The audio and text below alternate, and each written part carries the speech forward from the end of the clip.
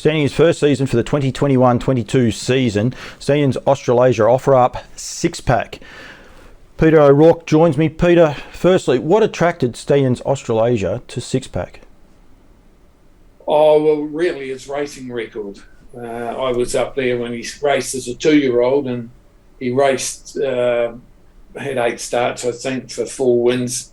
He, wasn't really a 2-year-old, but he won 2 major 2-year-old races, one on half-mile track at Yonkers.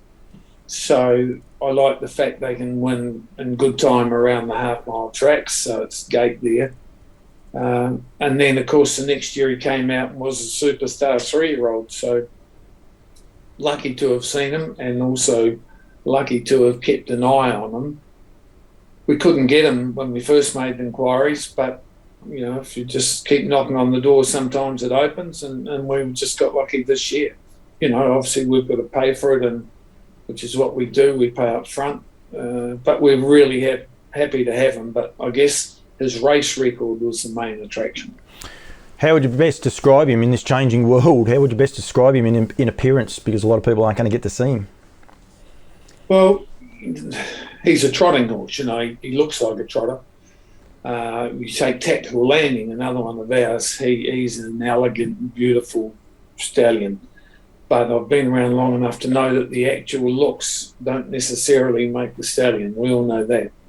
So, yeah, he's not show-stopping, but he's got nothing wrong with him. And you can tell that from his race record, because if he had flaws like conformation flaws, he wouldn't have done what he did. And, there's so much ability hidden in that racing record. What mares on type and then on breeding, or both way, either way, do you reckon will be best suited by him? Well, obviously everyone would answer that question the same, in terms we all want good conformation. We want good type, we want them to look good and stand good and move good.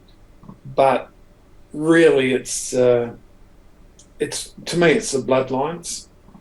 If you've got a good mare, you've got to send them to the best stallion you can afford.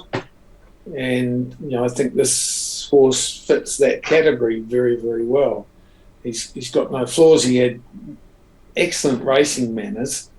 You might ask me about his best races, but he raced in the Kentucky Futurity, the second biggest 2-year-old race really of the season up there.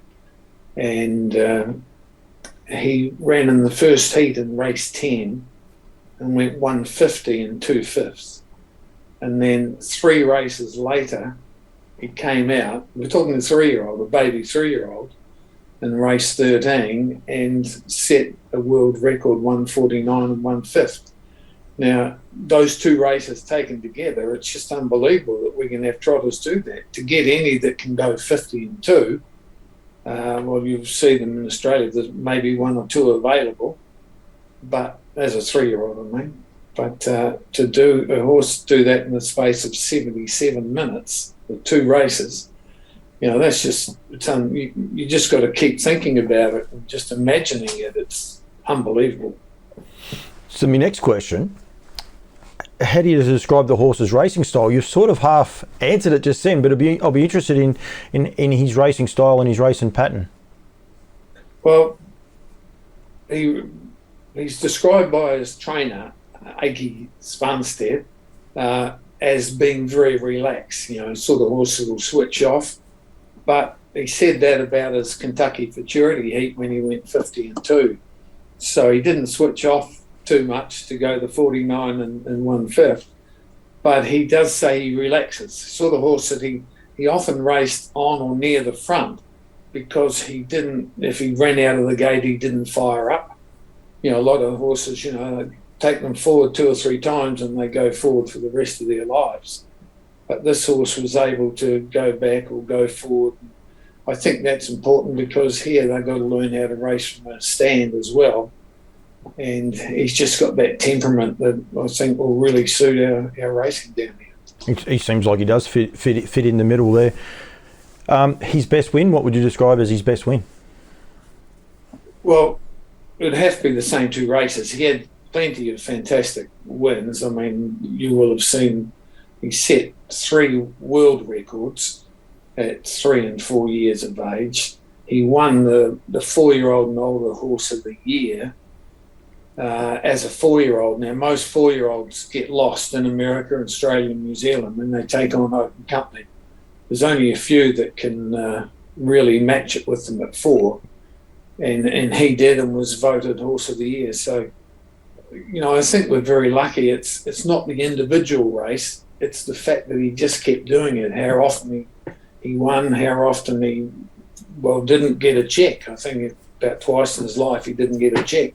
And one of those was in the heat of the Hambletonian when he got demoted. Not that he won it, but he got set back one place, so he didn't make the final.